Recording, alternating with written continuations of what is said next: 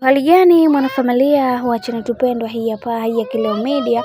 Kama ndo mara kwa kwanza basi usisahau kusubscribe, kulike, kushare pamoja na kucomment. Bwana Diamond Platnumz ameweza kufunguka vitu vingi kuhusiana na mahusiano yake kiujumla. Amesema kwamba Zuchu ni mwanamke ambaye ni mwaminifu, pia natamani kuweza kumuona akifanya vizuri zaidi kwenye swala zima la kimuziki, na pia huyu ni mwanamke ambaye anayejielewa na kujitambua, na anajua mwanaume anataka nini na anaelewa mwanaume ni vitu gani ambavyo anavyovitaka. Lakini kuna baadhi ya wanawake ambao nimeweza kuishi nao na nimeweza kuzaa nao, kiukweli imekuwa ni changamoto kubwa sana.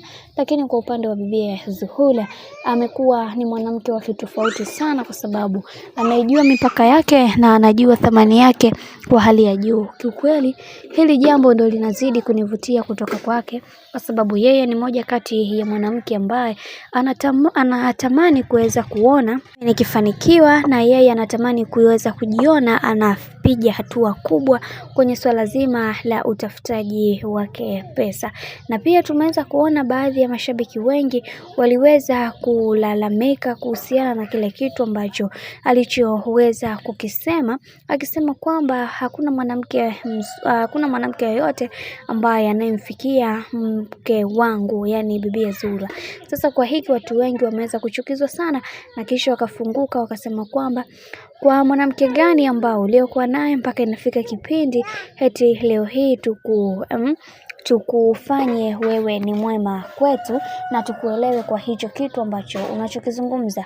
Na huyu mwingine aliweza kumwambia kwamba kiukweli natamani kuweza kuelewa au kutambua ni namna gani ambavyo mambo yanavyokuwa sawa kwa upande wako, lakini nashindwa kuelewa ni vipi tutaweza kutambua hicho ambacho unachokiongea kinatoka moyoni mwako. Je, ni kweli Zuchu ni mke bora kwako, au ni unatuletea propaganda ambazo zisizokuwa na mbele wala nyuma? Na huyu mwingine akasema kwamba kiukweli na wasiwasi mkubwa sana na Diamond Platnumz, lakini wacha tuone mwisho wa haya yote itakuwaje, kwa sababu naona kuna anguko kubwa kwa upande wake linatokea, ila wacha tuone mwisho wa haya yote itakuwaje. Na mwingine huyu hapa akasema kwamba tuendelee kumwombea kwa Mungu, huenda kila kitu kwa upande wake kitakuwa sawa kwa changamoto ambazo anazokutana nazo, kwa sababu Diamond ni moja kati ya mwanaume ambaye anabadilisha wanawake kila wakati.